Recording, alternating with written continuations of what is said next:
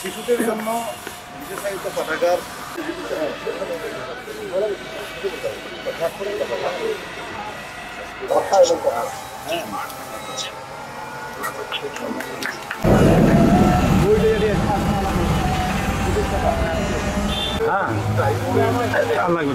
আমার একটা একক ছবি নাও।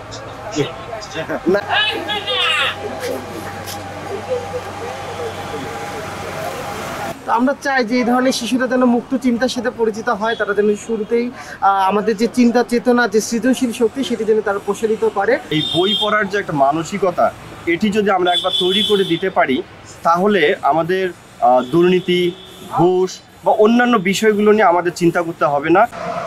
স্থানীয় 10 বছর 15 বছর বয়সী